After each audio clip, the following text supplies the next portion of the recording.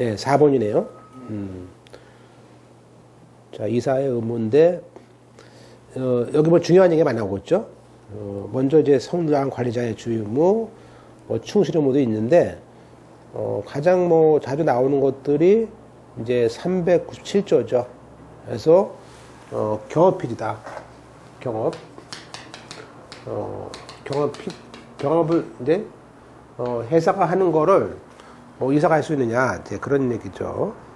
그래서, 물론 이제 이런 것들은 이제 이사의 승인을 얻으면 되지 않느냐, 그런 얘기가 나와요. 그래서, 그 조문을 한번 보겠습니다. 오른쪽에. 1항에, 이사는, 이사의 승인이 없으면은, 자기 계산을 하든, 뭐, 남의 계산을 하든, 회사의 영업부에 속한 거래. 그러니까 회사의 영업 거래를 하거나, 또는 그 동종이죠, 동종. 다른 종류는 할 수 있잖아요. 그죠? 그래서, 동종 영업 목적을 하는 다른 회사의 무한 책임과 사원이나 또 다른 회사에 이사를 할 수 없다. 라는 것이 이제 경업금지입니다. 그래서, 물론 이제 이사의 승인을 얻으면 되는데, 뭐, 쉽지 않겠죠. 그럼 만약에 이러한 이사가 이러한 그 경업금지 위반해서 거래했을 때는, 이사에서 결의로 이사가 거래한 것을,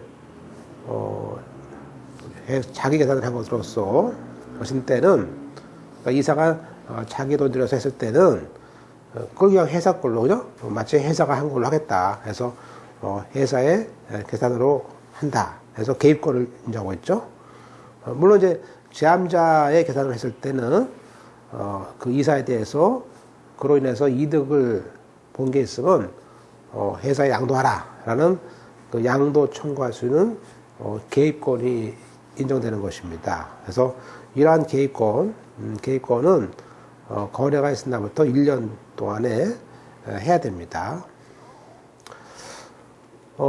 이제 이사의 승인이란 말은 이제, 이사회가 없는 경우도 있죠. 예, 그런 일일 회사 경우에는 그 주주총회의 승인을 받아야 되는 것이고, 또 이사는, 이사의 승인이 있는 때 한해서, 자기 제함자 계산으로서, 이사와 회사 간에 거래를 할 수는 있다.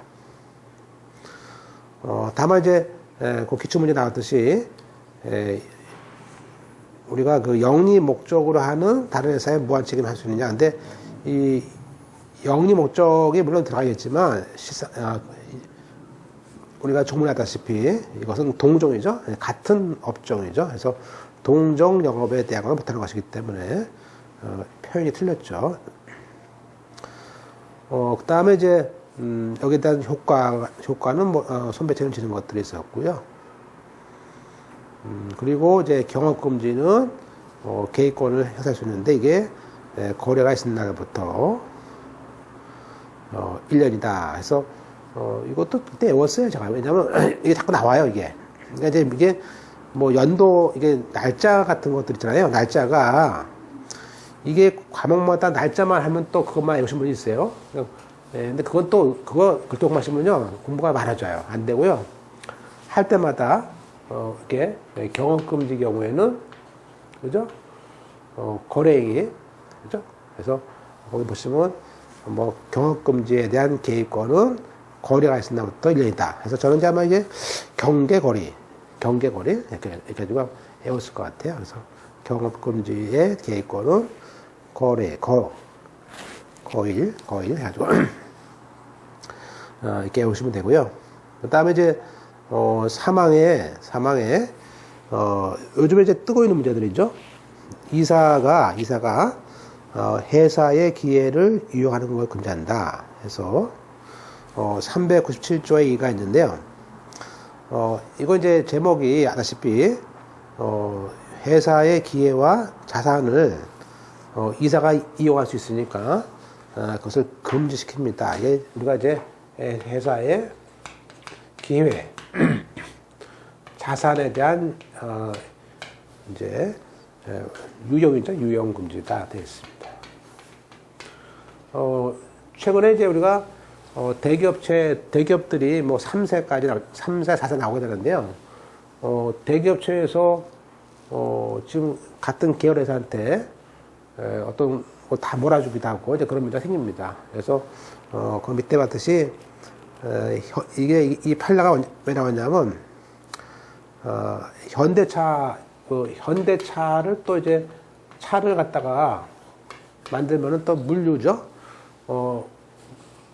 근데 이제 이 현대차에서 이렇게 되는 모든 물류를 따로 회사를 만들어가지고 그 이사가 만들어가지고 거기 뭐죠 이름이 그때 아마 글로비스라고 하죠. 이 글로비스라고 해서 만들어가지고 이 현대차에 있는 모든 물류를 얘한테 몰아줬어 사건을. 그죠? 그래서 현대그룹에 있는 회사, 현대그룹이 많잖아요. 현대그룹에 있는 모든 물류를 걔한테 준 거야 그냥. 그죠? 그럼 그런 이제 이렇게 되기 때문에 또 똑같이 문제는 그 SK 똑같죠. SK도 그 회사가 만들어 가지고 막 줍니다. 그래서 이런 것들을 금지시키는 것이다. 또 앞으로 회사가 어떤 특히 이사 같은 경우죠. 여기 이사 같은 경우는 뭐죠? 이사들은 그 회사에 있게 되는 정보가 다 있을 거 아니에요. 그러니까 향후 투자할 것에 대해서 회사를 만들어 가지고 그 회사를 이용해서 수익을 만들 수 있잖아요. 그래서 그런 것들은 이것은 금지시키는 조문을 만들었는데 그 조문이 이제 397조에 있는 기회 유형 금지 그런 그 조문이에요. 따라서 이제 이 규정을 해놨는데 이게 이제 2012년부터 시행되고 있습니다. 그래서 이사는 이사의 승인 없이 여기에 이익은요 현재뿐만 아니라 장래도 들어갑니다. 장래. 그래서 현재나 장래 회사 이익이 될 수 있는 그런 행위에 대해서 그 회사의 사업 기회를 자기나 제함자 이익을 위해서 이용하는 것이 되는데 그 이용에 대한 금지를 해놨고요. 물론 이것은 이제 만약에 이사에서 3분의 2 이상이 찬성할 수도 있어요. 그래서 적어도 찬성하려면 3분의 2 찬성을 받아가지고 하라고 하시는데 이제 그게 이제 두 가지를 들고 있습니다. 그래서 1호에 사업 이제 직무 수행하는 과정에서 알게 되거나 또 회사의 정보를 이용한 사업 기회.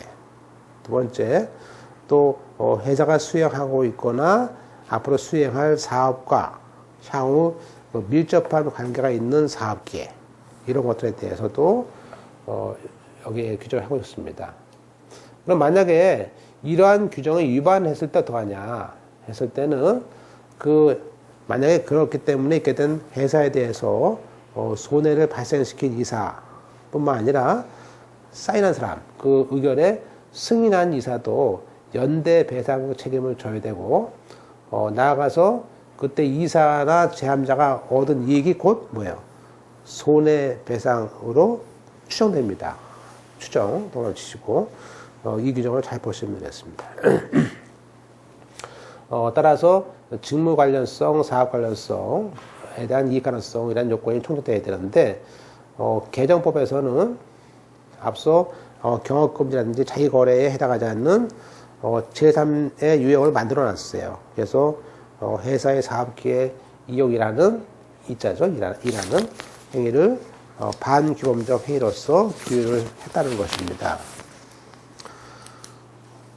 물론 이때 그 제3자 회사이라는 것은 이사가 제3자에게 위탁받아가지고 기회를 쓸 수도 있고 또 대리 행위를 한 경우도 있겠죠.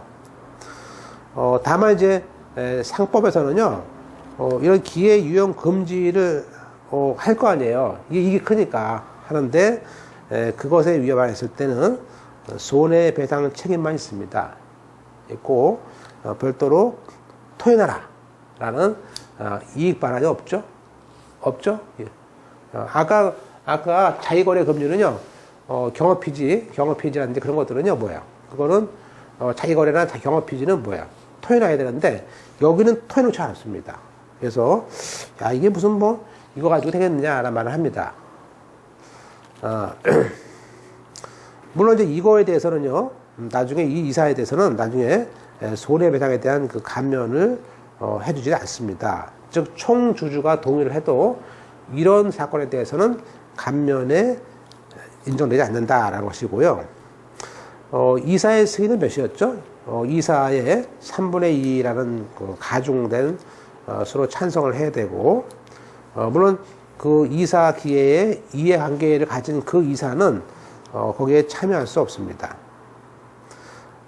또 이제 문제는 뭐냐면요. 사실은 기회유용금지라는 것은요, 등기사만 됩니다. 등기사만. 그리고 나중에 배우는 그 집행임원도 여기에 준용할 수 있습니다. 그렇다면 우리나라에서 제일 많은 게 뭐예요? 실제 등기사가 아닌 그 지배주주의 일가라든지 계열회사를 이용하는 것에 대해서는 규제를 하지 않고 있기 때문에 뭐 이게 뭐 그냥 만들어 놓은 게 뭐 별 큰 의미가 없지 않느냐, 그죠? 이런 문제를 많이 하고 있습니다. 하여튼 이런 조문들을 만들었다 할 수 있고요.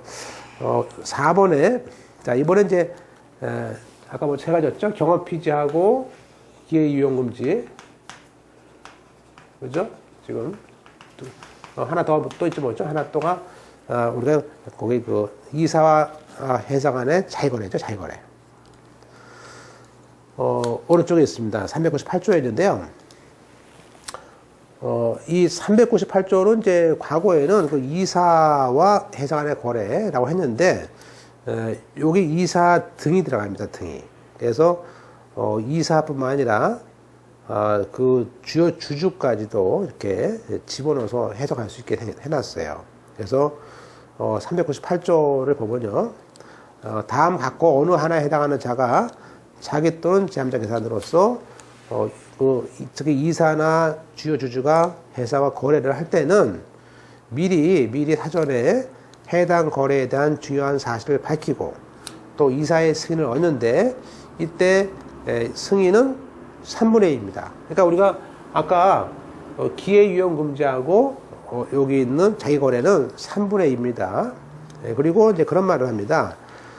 그때 이 거래의 내용에 대해서는 그 내용과 절차는 공정히 하라 해서 그 조문이 들어갔어요. 여기에는 이제 반드시 이사와 회사뿐만 아니라 이사와 회사 또 지배주주, 주요주주 여기 특히 그 이사와 지배주주사에 대한 배우자, 직계존비속 또 그 자의 배우자의 직계존비속까지 이렇게 규제를 해놨습니다. 나아가서 그런 그 친인척 간의 문제뿐만 아니라 4번에 이러한 그 이사나 주주나 친인척 관계죠, 존비속들이 단독이나 공동으로 의결권이 있는 발행회사 총수의 적어도 뭐죠? 50%. 그러한 그 개인들이 50% 이상 투자를 한 그런 회사나 자회사, 한마디로 모회사급에 해당하는 회사와 그 자회사도 여기에 집어넣습니다. 따라서 이사라는 것은 꼭 개인뿐만 아니라 법인도 규제를 받도록 했다 이겁니다. 그래서 또 5에 이런 1호 3자가 특히 또 이 50%라는 것은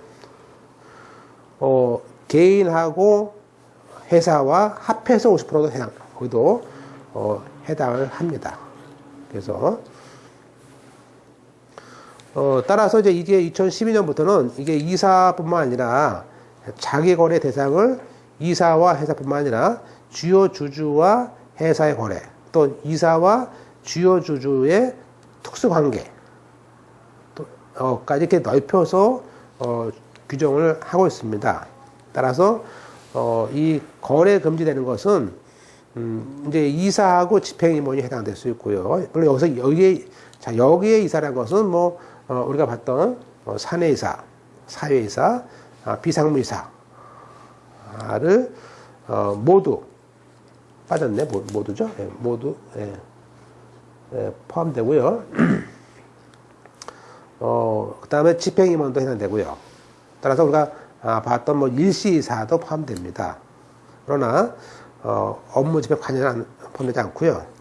또 그러면 이제 그러다 보면은 그러면 뭐 조그만 회사 같은 경우도 이거 그죠? 작은 회사 같은 경우도 이거 보면 되는 거냐? 근데 그렇지 않고요. 여기 이 항의 주요 주주는요. 주요 주주는 상장회사, 적어도 상장회사급에 대한 주요 주주를 말합니다. 그래서 우리가 318조에서 규정하고 있는 주요 주주라는 것은 적어도 발행주식 총수의 10%, 적어도 10% 이상의 주식을 가지고 있는 사람, 상장이죠, 상장. 그리고 적어도 이사나 감사를 선임하고 해임할 수 있는 즉 상장회사의 주요 경영에 대해서 사실상 영향력을 가지고 있는 주주, 오너죠. 네, 그런 오너 일가들의 정도, 그 정도 수준이다 말할 수 있고요. 물론 배우자는 법률상 배우자입니다. 그 당시 이제 사례가 이제 이게 있었어요. 그 대한생명보험이라는 회사가 있습니다. 근데 그 대한생명보험의 대표이사가 신동아 학원이라는 학원의 이사장을 겸직했어요. 그죠? 그 대한생명 주식회사의 대표이사이면서 신동아 그죠? 그 학교법인에 대해서 겸직을 했는데 그 학교에다가 그 회사 돈으로 매년 기부를 했습니다. 그러면 그냥 무상으로 줬단 말이에요. 그 기부하는 행위도 이거 결국에는 대표이사가 회사와 거래를 한 거죠. 그죠? 예, 자기. 됐죠? 예, 그렇게 하실 수 있습니다. 그것도, 따라서, 뭐죠? 적어도 3분의 2의 찬성을 얻어라. 예, 그런 얘기가 되는 거예요. 그 다음에 이제 사항에 그 개인뿐만 아니라 그 회사급도 해당되는 것을 알 수 있고요. 우리 조문은, 사전 승인 제도죠. 그래서, 해놨습니다. 이때 거래는 이제 앞서 봤듯이 뭐죠? 직접 거래 뿐만 아니라, 실제로 간접 거래, 즉, 회사 거래로 해서 이득을 이사에 가져오는 거. 그러니까 거래 계약은 딴 사람이 하고, 실제 이득은 이사에 들어오는 그런 거래도 해당하고요. 특히 이제 물론 이제 거래 당시에 이사직에 있어야 되고요.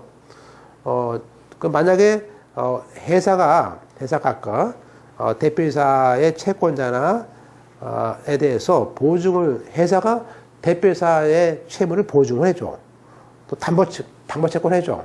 또는 회사가 그 대표이사의 채무를 인수해. 이런 행위는 보증 계약자는 아니지만 실제 담보를 제공함으로써 이익이 되니까 대표적인 간접 거래죠. 그래서 회사가 이사의 채권자, 부채에 대해서 채권자하고 보증 계약하는 거, 이것은 여기에 자기 거래에 해당됩니다. 또 판례는 아까처럼 이제 별도의 회사의 대표이사를 대표이사는 이제 겸직을 이렇게 하고 있습니다. 그럴 때 어느 일방 채무에 대해서 자기가 다른 회사 대표를 아까 봤었죠? 신동아처럼 대표에서 연대 보증한다든지 그런 행위는 그것도 이사와에 대한 자기거래다. 그래서 적어도 3분의 2라는 찬성을 얻어야 된다. 그런 얘기입니다. 여기에 행위는 뭐 어음 같은 행위도 당연하죠. 어음 발행하는 것도 많죠. 그래서 어음 수평 행위도 대표적인 이사의 자기거래에 포함되겠죠. 그죠? 포함됩니다. 그리고 이제 거래 내용과 절차가 공정해야 된다 말을 합니다. 그래서 이제 기출 문제는 이사와 회사의 거래가 전부 다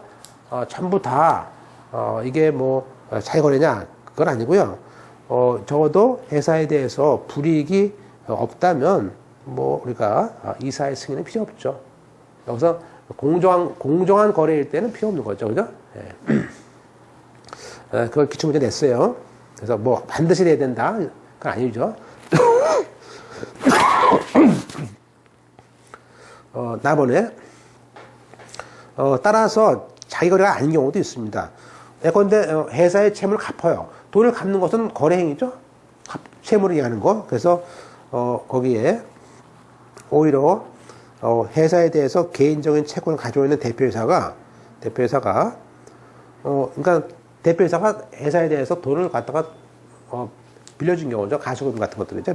그랬을 때는 당연히 회사의 돈을 자기 변제에 충당할 수 있죠.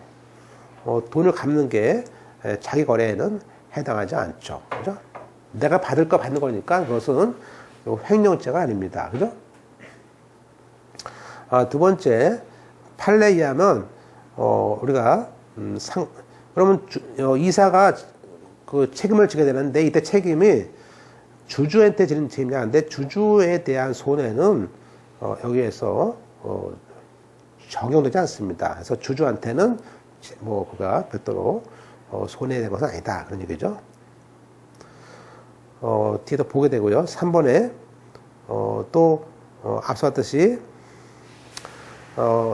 자기 거래라는 것이 이제 사실은 어떤 법령을 지키기 위해서 또 주주총회의 결의를 집행하기 위해서 이사가 어떤 재량의 여지가 없이 그걸 거래를 해야 돼요.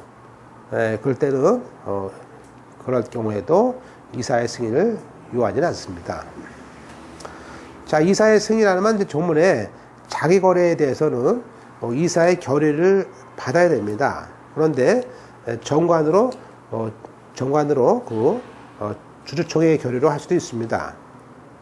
물론 이사가 한 명일 때는 이사가 없으니까 그 주주총회의 결의를 요하고요. 따라서 이사가 한 명일 때는 뭐 어차피 이사의 승인이 없어도 유효합니다.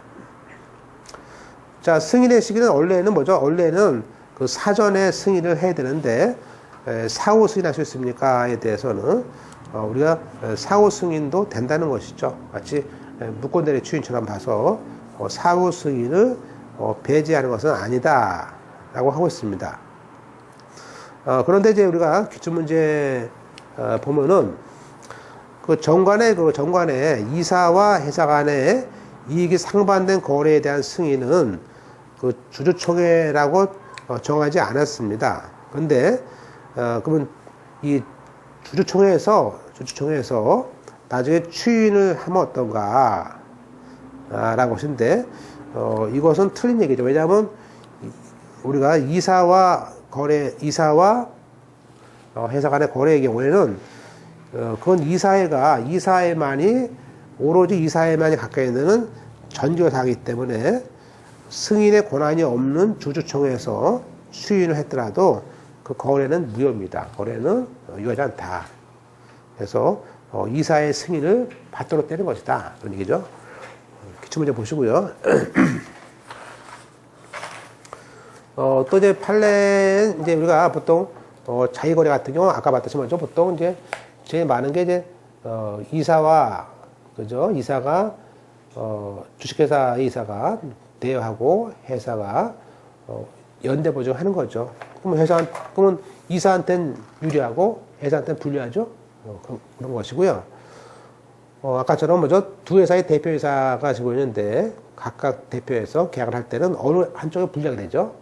이런 경우가 되고요. 마찬가지로 대표이사 개인의 연대보증 채무를 담보하기 위해서 회사 앞으로 약속을 발행한다. 이것도 회사한테 불리합니다. 그리고 4번에 대표이사가 자기 개인 돈을 쓰는 걸 목적으로 회사의 수표를 발행하는 것도 없이 그런 것도 여기에 이사의 승인이 필요하다. 그래서 알 수 있습니다. 그래서 그 판례는 아까 봤던 것 넘어가겠습니다. 그 다음에 이제 우리가 기출문제 오른쪽에 그 자기 거래에 관련된 이사는 이사의 승인에 앞서서 그 이야기라든지 중요한 사실에 대해서 오픈을 해야죠. 게시를 해야 될 의무가 있고요. 우리가 이사와 회사 간의 경우에도 묵시적 추인도 될 수 있지만 요건은 까다롭습니다. 4번에 감시 의무. 일반 평이사가 이런 감시 의무에 발생할 때도 책임을 진다는 것이고요. 이 책임은 사실 제 5번이 따로 있습니다. 그래서 우리가 이사의 책임 잘 나오는 것이죠. 일단 이사의 책임은요 399조하고 401조라는 조문에 이렇게 나눠졌는데요. 일단 이사는 당연히 뭐죠? 회사에 대해서 책임을 지는 거예요. 이건 민법상 위임 계약에 토대한 것이지만 조문에 있습니다. 별도로 이사가 회사에 대한 책임입니다. 물론 이것은요 위임 계약이라는 것에 때문에 이때 책임은 채무 불이행 책임이죠. 채무 불이행 책임이에요. 성격상.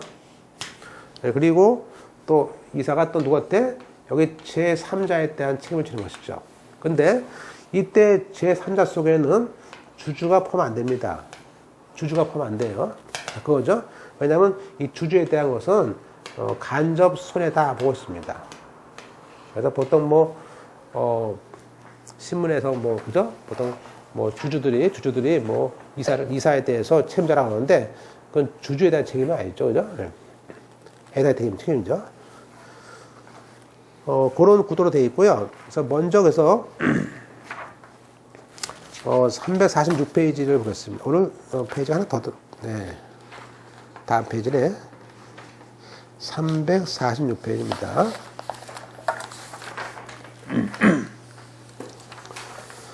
일단 이제 우리가 399조에 이제 먼저 회사에 대한 책임입니다.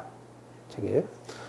물론 이때 책임은 이제 우리가 주의무죠. 고의과실로 인해서 해야 됩니다. 그래서 고의 또는 과실로 법령에 위반되거나 정관에 위반되는 행위를 하거나 또 임무를 게을리했을 때 그때 이사는 회사에 대해서 연대 배상을 쳐라 그런 얘기죠.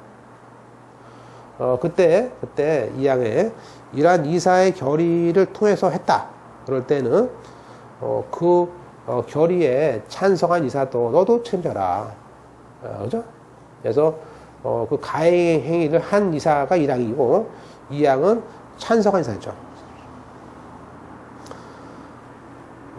그럼 만약에 그 결의에 참가한 이사가 어떤 일을 하지 않았습니다. 그럴 때는 그 결의에 찬성을 한 걸로 추정됩니다. 그러니까 그런 말을 해요. 나와가지고 이사가 야 나는 거기다 사인 안 했다. 그죠? 근데 그런 경우는 그러면 자기가 이의 신청을 해야 되죠. 자기가 어떤 이의 신청을 해서 써야죠. 나는 이 결의에 대해서는 이러이러한 이유로 찬성할 수 없다라고 해야지 그냥 침묵했다. 침묵했다는 건 뭐예요? 방조죠, 방조. 그래서 우리 법에서는 거기 사망에 아무런 이의가 없다는 것은 그건 그냥 방조한 거 아니냐. 그럼 걔도 결의에 찬성한 걸로 뭐죠? 추정을 하는 거죠. 다만 이제 이때 이사와 회사의 책임은요. 이 이사와 회사의 책임은 사실 뭐죠? 사실 이사는요. 이사가 이제 일을 하다 보면요. 책임을 질 일도 있죠. 그런데 우리가 지금 그 스마트폰 같은 경우는 삼성 같은 경우는 굉장히 그죠. 이사들이 이제 스마트폰 도입을 갖다 해서 했는데 이 지금 LG 같은 경우는 스마트폰 도입에 대해서 옛날에 스마트폰을 이제 나오니까 야 스마트폰이 이게 무슨 앞으로 향후 먹거리냐 해가지고 무시했대요. 그냥 무시했대. 그럼 나중에 이제 책임이 있죠. 근데 이제 그건 판단력이죠. 근데 우리가 이런 이사의 회사에 대한 책임은요. 이 주주들이 이걸 면제할 수 있어요. 총 주주가 동의하면요. 면제해 줍니다. 그래서 그게 이제 우리가 400조입니다. 그래서 이사와 회사의 책임에 대해서는 주주들이 전원이 동의하면 또 면제할 수 있습니다. 만장일치죠. 전원이 동의를 해야 됩니다. 그렇지만 그 불법 행위에 대해서는 안 되죠. 이것은 총주주 동의로서 면제가 안 됩니다. 또 이항에 요즘에 들어왔죠. 회사가 이제 그러면 책임을 얼마큼 지느냐에 대해서는 정관으로 정합니다. 정하는데 399조의 이사의 책임은 일단 이사가 그러한 행위를 했어요. 했다면 그 전에 그 최근 1년간의 보수가 있을 거 아닙니까? 그 이사의 최근 1년간 보수의 6배까지만 채우잖아. 그죠? 자기 1년 동안 연봉이 내가 연봉이 1억이에요. 내가 이사의 행위로 인해서 그 회사에서 지금 회사가 피해받은 게 10억이야. 그러면 그 이사가 책임을 다 진다 그러면 어떻게 무서워서 하겠어요, 일을? 그래서 적어도 이사가 연봉이 1억이다 그러면요. 몇 배? 6배. 이 6억까지 이렇게. 네, 그래서 거기 보시면 1년간 보수액의 6배를 초과하는 금액은 면제할 수 있다. 그런데 가로 안에 사회이사는 3배까지는 면제할 수 있다. 그죠? 다만 별치고 보세요. 이게 중요하죠. 이사가 고의 중대한 과실로 손해를 발생시킨, 고의나 중대한 과실로 손해 발생시키는 면제할 수 없죠. 또 397조에 있는 경업금지, 겸직금지, 또 기회유용, 지금 봤던 것들, 또 자기거래, 이런 것에 대한 위반에 대해서는 우리가 면제가 안 됩니다. 따라서 거기에 승인에 관계없이 경업금지, 기회유용, 자기거래, 자, 3가지입니다. 경기자, 경업금지, 기회이용, 자기거래. 이 3가지 같은 경우들은 경감을 할 수 없다. 그래서 이 조문이 앞으로 계속해서 이 조문 가지고 이제 나올 겁니다. 시험 문제. 그죠?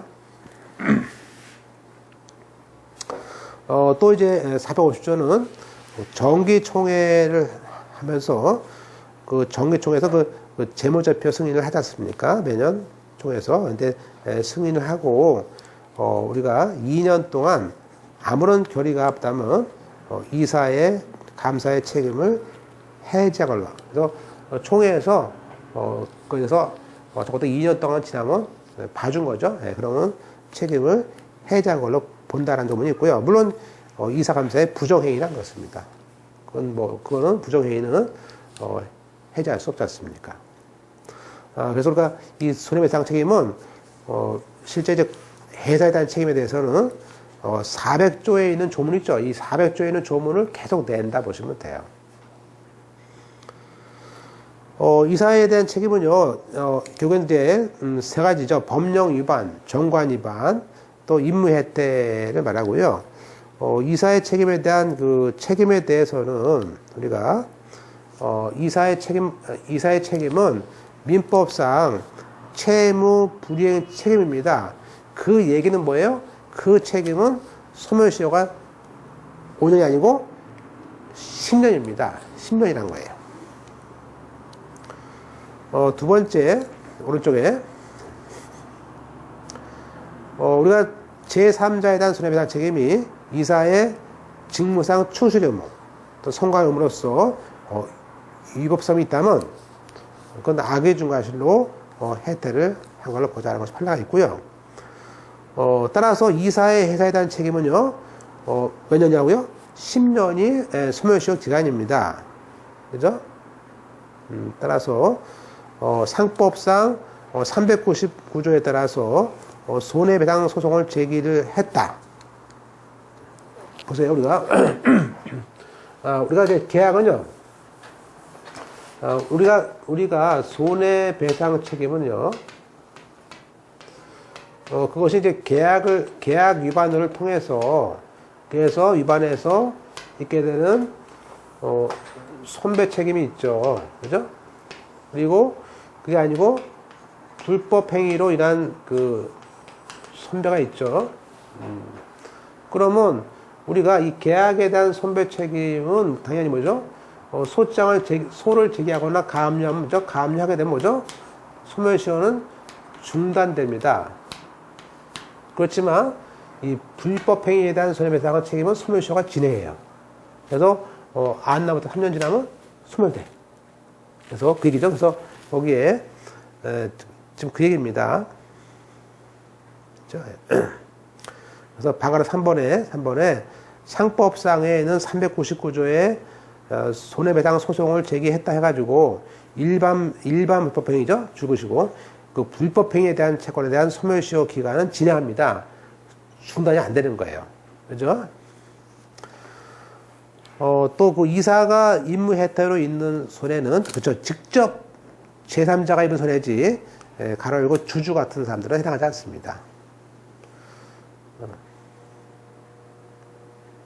따라서 기출문제 이사가 그 회사 자산을 횡령을 해서 회사 자산이 감소했습니다. 그럴 때 결과적으로 주주의 경제적 이익이 침해됐죠? 그죠? 주주의 이익이 침해됐지만 이때 침해로 인해서 주주에게 책임져요? 주주에 대해서는 우리가 배상 청구 주주가 손배 청구를 할 수 없습니다. 왜냐하면 써놓으세요. 이때 주주의 책임은 그냥 간접 손해에 불과해요. 그죠? 자, 그런데 우리가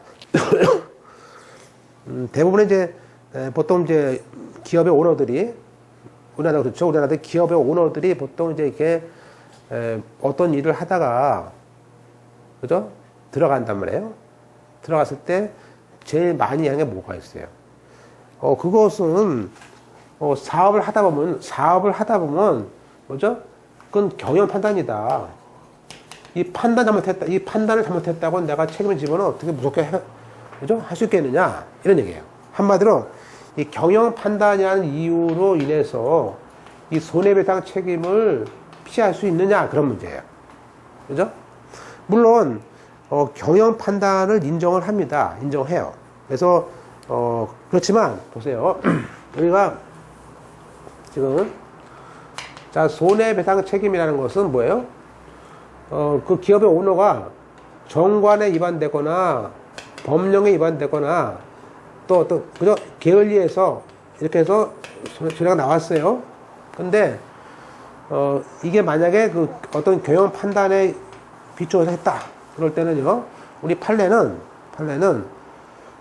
정관과 게을리한 경우는 될 수 있지만 적어도 법령 위반의 경우에는 이 경영 판단이라는 이유만 가지고는 배제할 수 없다. 예컨대 법률을 위반해서까지 하는 사람에 대해서는 책임져라 그러지. 근데 그 위에는 면피할 수 있죠. 그래서 판례는요.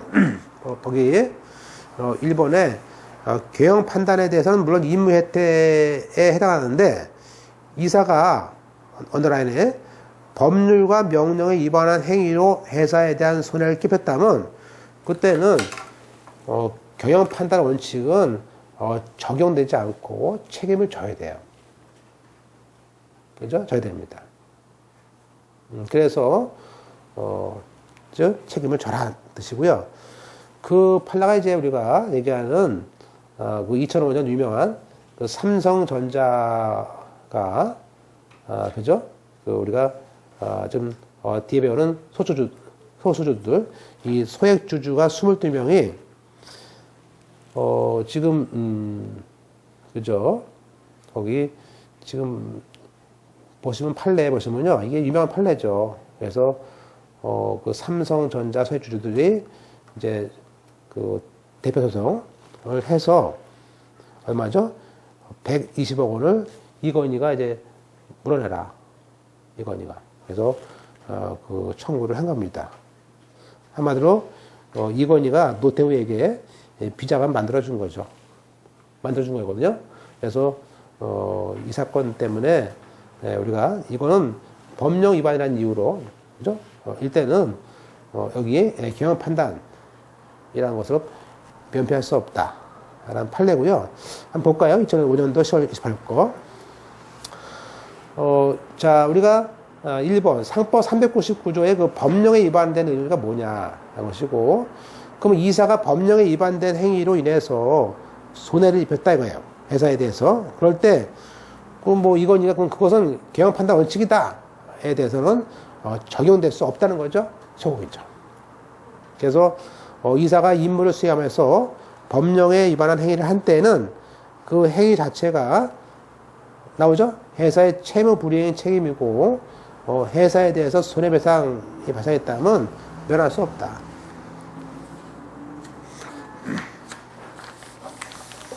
따라서 이 판례는 아주 유명한 판례예요. 법령에 위반된 행위에 대해서는 그것은 성관주의에 위반해서 임무 혜택에 대한 손해배상 책임을 고려할 때 경영 판단 원칙은 적용될 수 없다. 다시 말하면 아무리 회사의 업무를 위해서 하더라도 대통령에게 뇌물을 공유하는 것은 그건 법률, 형법, 특가법 위반이죠. 예, 그건 법령 위반인데 그걸 어떻게 용서할 수 있느냐 그런 얘기죠. 그렇죠. 예. 또 이제 여기서는 이제 우리가 그 비상장 주식을 또 이제 싸게 이렇게 또 매도해가지고 지금 삼성을 만든 사건인데 이것을 뭐 현저히 낮게 해가지고 준 거죠. 그래서 사건인데 이것도 뭐 부정행위다라는 판례입니다.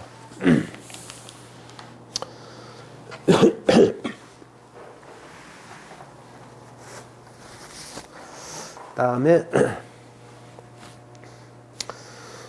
사례 하나 보고 이제 보겠습니다. 갑 주식회사의 그 대표이사 A가 그 영업연도 말에 그 당해회사가 이제 결손 이익이 없겠죠. 이제 손해가 많습니다. 그래서 대출을 받기가 어렵고 보통 지금 다 그렇습니다. 지금 연말 되면요, 부채가 많아지면 이제 부채비 높아지니까 다음에 대출이 회수가 들어올까봐 마치 이익이 난 것처럼 재무제표를 이제 허위로 작성해서 이사의 결의를 거쳐가지고 은행한테 대출을 받았습니다. 받았어요. 그러자 이제 변제기가 도달했을 때 당연히 채무를 갚을 수 없겠죠. 그래서 은행은 부실 재무제표 작성을 주도한 대표이사를 상대로 해서 그죠? 사별조 1항에 따른 손해배상 청구를 우리가 한 사건입니다. 일단 이제 틀린 거 오는 것이죠. 자, 1번. 우리가 허위의 재무제표 만든 것은 뭐죠? 우리 조문에 있는 뭐죠? 고의과실이죠. 고의나 중대한 과실로 임무를 했다는 것이고 당연히 손해도 인정하죠. 물론 이 대표이사의 악이라든지 중과실은 은행이 부담을 하겠죠. 피해자이니까. 따라서 그 임무에 대해서 대표이사가 악의 중과실이 된다면 당연히 손해를 배상해야 됩니다. 또 우리나라는 이제 우리가 대표이사 A가 부실 재무제표 만드는 행위는 민법상 뭐죠? 불법행위 요건을 구별할 때는 그렇죠. 두 가지 채무불이행에 대한 손해배상과 함께 그 불법행위라는 그 손해배상은 두 개를 다 할 수 있죠. 그죠? 앞에 건 계약에 의한 것이고 불법행위니까 다 할 수 있고요. 다섯 번째, 위 이사에 참가했는데 그 의사록에 대해서 아무런 이의신청을 하지 않은 이사 B는 이의신청을 안 했어요. 그러니까 자기는 그죠? 반대했다라고 주장할 수 있어요? 아니죠. 우리가 그거에 대해서 이의신청을 하지 않은 이사가 있다면 그 사람은 거기에 찬성한 걸로 추정돼 가지고 걔도 연대 책임집니다. 그죠? 네. 판례였고요. 네. 그 다음에 나번에 자본 충실 책임이 있고요. 우리가 이제 뒤에 배우지만 우리가 이사도 신주 발행했을 때 발기인 책임처럼 신주를 발행했어요. 그러면 따라서 근데 인수를 안 합니다. 그러면 그 이사가 자기 돈으로 인수를 해야 됩니다. 그죠? 그게 이제 일종의 인수 담보 책임입니다. 그래서 물론 이사는 그 주식을 인수를 할 수 있지만 돈을 내야 되는 건 아닙니다. 그래서 인수 담보만 있는 것이지 납입 담보는 아니다 알 수 있어요. 그래서 기출문제 우리가 신주 인수에 대해서는 이사가 꼭 돈을 내야 됩니까? 그건 아니죠. 왜냐면 주식 가치가 없으면 주식을 사야 돼요? 그죠? 근데 꼭 돈을 내야 되는 건 아닙니다. 그 중요한 건 밑에 나왔었죠? 아까 우리 조문에 책임에 대한 일부 감경할 수 있다는 조문이 있는데, 그게 정관의 규정을 둬야 되고, 몇 배죠? 6배. 6배를 초과할 때 얘기고, 우리가 이때 보수에는 그 사람 보수 속에는, 그 1년간의 보수 속에는 상여금, 보너스뿐만 아니라 주식 매수 선택권이라는 이익도 포함할 수 있죠. 포함할 수 있습니다. 다만 이 경우에 예로 고위중과시라든지 사익추구 이럴 때라든지 또 자기거래, 기회이용 이런 걸 때는 아까 적용을 제외한다고 했습니다. 그래서 아까 경기자, 경업금지, 기회이용, 자기거래의 경우는 경감할 수 없다고 했었죠? 없다고 했습니다. 그리고 일부 면제할 수 있는 근거는 뭐라고요? 반드시 정관에 규정을 돼야 됩니다. 예컨대 10년 동안 근속한 이사는 봐주자 이렇게 그럴 수 있죠? 네, 그렇게 할 수 있습니다. 그리고 이제 판례는 요건 약간 좀 네, 한번 보실까요? 우리가 지난번 봤던 건데 하나 주주가 이제 이사의 의사를 이제 열람을 청구합니다. 그러니까 회사에서 거절하죠. 그죠? 누가 찬성했는지 보려고 하니까 거절해. 그럴 때 주주는 일반 민사소송으로서 열람 청구가 안 됩니다. 그때는요 별도로 열람에 대한 허가 신청이라는 별도의 비소송법이 따로 있기 때문에 구태여 소송 필요 없죠. 나중에 배웁니다. 그 다음에 이제 우리가 제3자의 책임 하나 보고 이제 좀 쉬죠. 지금까지 이제 우리가 이사와 회사에 대한 책임이고요. 우리가 401조는 이사와 몇 조죠? 제3자, 아까 은행처럼, 그 제3자에 대한 책임입니다. 차이점은 이제 이 제3자 책임이니까 당연히 뭐죠? 책임 면제는 안 됩니다. 이거는, 그죠? 우리가 1항에 이사가 고의 과실로 중대 과실로 임무를 계획했을 때 그 이사는 제3자에 대해서 이사와 회사가 연대 책임을 지는 것이죠. 그죠? 그래서 아까 봤던 거, 예.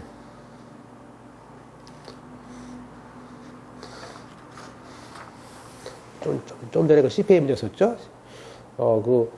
분식회계 해가지고, 그죠? 대처가 된 거, 사건.